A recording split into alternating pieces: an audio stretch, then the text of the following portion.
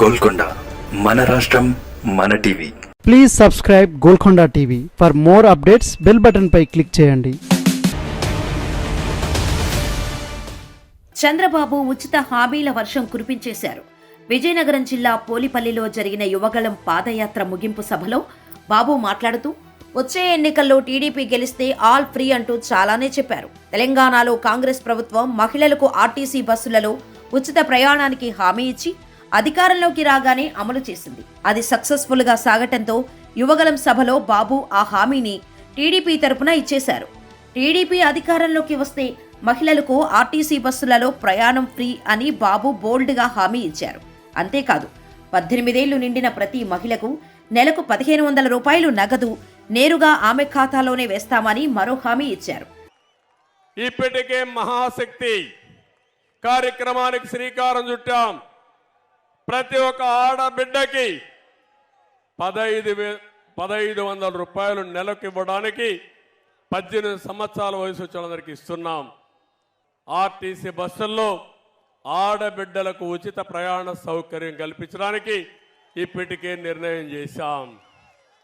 ఇక తల్లికి వందనం అన్న హామీ ద్వారా ఏడాదికి 15,000 రూపాయలు మహిళల ఖాతాలో వేస్తామని అన్నారు. అదేవిధంగా ఏడాదికి 3 సిలిండర్లను ఉచితంగా ఇస్తామని, రైతులకు ఏడాదికి 20,000 రూపాయల ఆర్థిక సాయం చేస్తామని బాబు హామీ ఇచ్చారు. నిరుద్యోగ యువతకు నెలకు 3,000 రూపాయలు వంతున నిరుద్యోగ భృతి ఇస్తామని చంద్రబాబు మరో భారీ హామీ ఇచ్చారు. ఇవన్నీ కొన్ని మాత్రమే అంటూ అసలు హామీలు పూర్తి మేనిఫెస్టో త్వరలో విడుదల చేస్తామని అన్నారు. టీడీపీ జనసేన కలిసి ఉమ్మడి ఎన్నికల ప్రణాళికను అమరావతిలో రిలీజ్ చేస్తాయని బాబు ప్రకటించారు. తన రాజకీయ జీవితంలో వైసీపీ లాంటి పార్టీని చూడలేదని చంద్రబాబు మండిపడ్డారు. ఇంకో పక్క చదువుకునే పిల్లలందరికీ తల్లికి వందనం కింద 15,000 రూపాయలు ఇస్తాం. ఒకప్పుడు దీపం పెట్టాం, మళ్ళీ 3 సిలిండర్లు ఇవ్వాలని చెప్పి నిర్ణయించాం. ఉచితంగా 3 సిలిండర్లు ఇస్తాం. జగన్ రాజకీయాలలో ఉండాల్సిన నాయకుడు కాడని, అందుకే ఆయన్ని ఓడించి పంపాలని చంద్రబాబు కోరారు. ఒక్కసారి అధికారం ఇస్తే రాష్ట్రాన్ని 3 దశాబ్దాల పాటు వెనక్కి వెళ్లేలా చేసిన వైసీపీని తరిమి కొట్టాలని ఆయన ఫైరయ్యారు.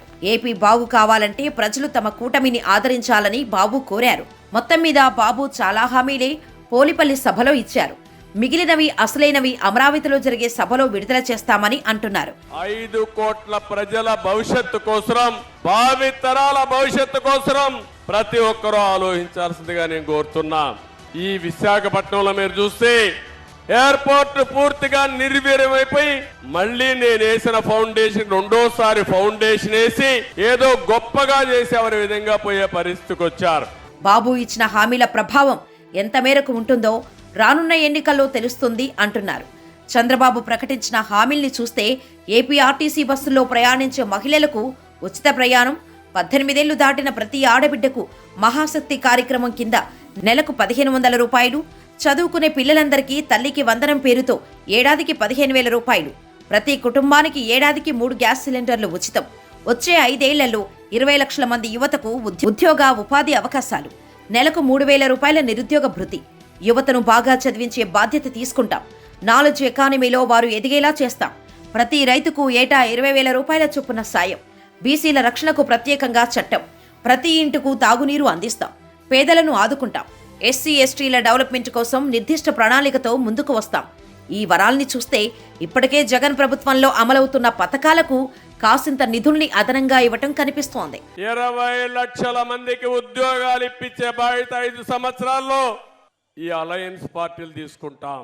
ఇది కాకుండా నెలకు 3,000 రూపాయల నిరుద్యోగులకి నిరుద్యోగ భృతి ఇచ్చి మిమ్మల్ని ఆదుకుంటాం.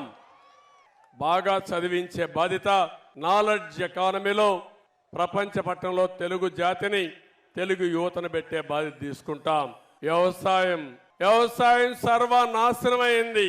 రైతాంగం చితికిపోయారు. ఆత్మహత్యల్లో నెంబర్ 1 ఉన్నాం, అప్పుల్లో నెంబర్ 1 ఉన్నాం. మళ్ళీ రైతు రాజ్యం వస్తుంది. రైతును ఆదుకునే బాధ్యత తెలుగుదేశం పార్టీ తీసుకుంటాం. ప్రతి ఒక్క రైతుకి 20,000 రూపాయలు సంవత్సరానికి ఆర్థిక సహాయం చేసే బాధ్యత అన్నదాత కార్యక్రమం చేస్తామని చెప్పి కూడా నేను మీకు తెలియజేస్తాను. అదే సమయంలో తెలంగాణలో కాంగ్రెస్ ప్రకటించిన 6 గ్యారంటీల్లో కొన్ని అంశాల్ని చంద్రబాబు ప్రకటించిన వరాల జాబితాలో ఉండటం గమనార్హం. మరి చంద్రబాబు హామీలపై ఏపీ ప్రజల రియాక్షన్ ఎలా ఉంటుందన్నది తేలాలంటే మరో 4 నెలలు ఆగితే సరిపోతుంది. ఎవరు సీఎం అంటే నాకు ప్రజలు ఆంధ్రప్రదేశ్ చాలా ముఖ్యం. సీఎం అనేది అది నేను చంద్రబాబు గారు కలిసి నిర్ణయించుకుంటాను.